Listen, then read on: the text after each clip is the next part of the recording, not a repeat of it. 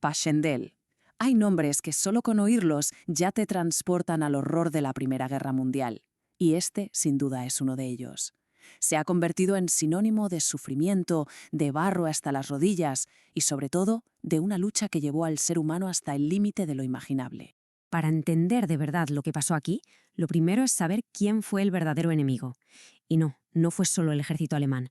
Fue el propio paisaje, el terreno. Un terreno que, como vamos a ver, se convirtió en un arma tan letal como cualquier bala o cualquier bomba. Bien, para comprender la magnitud de la tragedia, primero hay que entender la estrategia. ¿Por qué? ¿Por qué se montó una ofensiva gigantesca en un sitio que ya se sabía que era un infierno? ¿Qué se buscaba conseguir? Pues mirad, estamos en pleno verano de 1917. La guerra de trincheras ha convertido el frente occidental en un auténtico callejón sin salida. Los dos bandos están atrapados en una carnicería, una guerra de desgaste brutal. Y el alto mando británico, con Sir Douglas Haig a la cabeza, necesita desesperadamente una victoria, un gran avance que, pensaban, podía cambiar el curso de la guerra. El plan, bueno, sobre el papel era ambicioso, pero tenía su lógica. Primero, capturar la cresta de Passchendaele, que era un punto estratégico clave. Una vez conseguido eso, el plan era seguir avanzando hasta la costa belga para acabar con las bases de submarinos alemanes, que eran un dolor de cabeza constante para los suministros británicos. Y de paso, se le quitaba un poco de presión al ejército francés, que estaba ya al borde del colapso. Pero aquí es donde la estrategia militar se da de bruces con la geología. Vamos a dejar los mapas y los despachos para meternos de lleno en la terrible realidad que se encontraron en el terreno. La clave de todo este desastre estaba justo debajo de sus pies. El suelo de esa zona de Flandes tiene una capa muy gruesa de un tipo de arcilla que llaman arcilla ypresiana. ¿Y qué tiene de especial? Pues que es densísima e impermeable.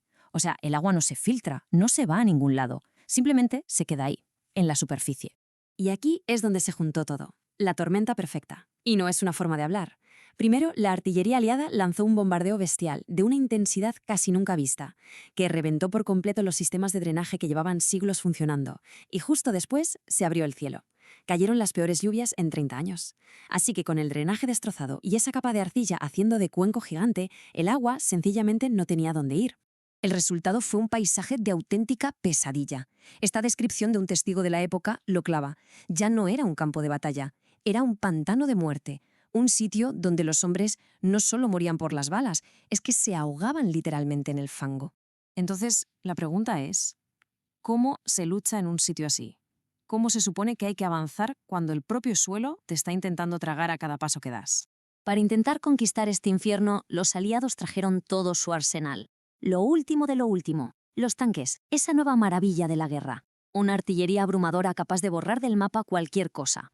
E incluso armas químicas como el gas mostaza, que se usó aquí a gran escala por primera vez. Parecía imparable. Pues nada de eso sirvió. En una de las ironías más crueles de la guerra, toda la tecnología punta fue derrotada por el enemigo más antiguo y simple que existe, el barro. Los tanques, que estaban diseñados para cruzar trincheras, se quedaban atascados, hundidos, convertidos en ataúdes de acero. Y los proyectiles de artillería, en vez de explotar en la superficie, se enterraban en el fango y ¡puf!, su efecto se neutralizaba. Lo único que hacían era cavar cráteres aún más profundos que se llenaban de agua. Y para los que caían heridos, para ellos empezaba otro infierno. Que te rescataran de la tierra de nadie era una auténtica odisea, y llegar a un puesto de socorro solo era el principio. El trabajo que hizo aquí el personal de enfermería fue, sencillamente, heroico.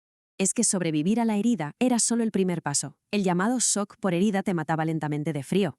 El pie de trinchera, una consecuencia horrible de tener los pies siempre metidos en agua y barro, a menudo acababa en amputación. Y claro, en un mundo sin antibióticos, la herida más tonta infectada era una sentencia de muerte. Por no hablar de las víctimas del gas mostaza, que sufrían una agonía terrible con quemaduras por dentro y por fuera. Después de más de 3 meses de esta lucha salvaje, la batalla por fin terminó. Pero, ¿cuál fue el coste real de esa supuesta victoria? Vamos a ver los números.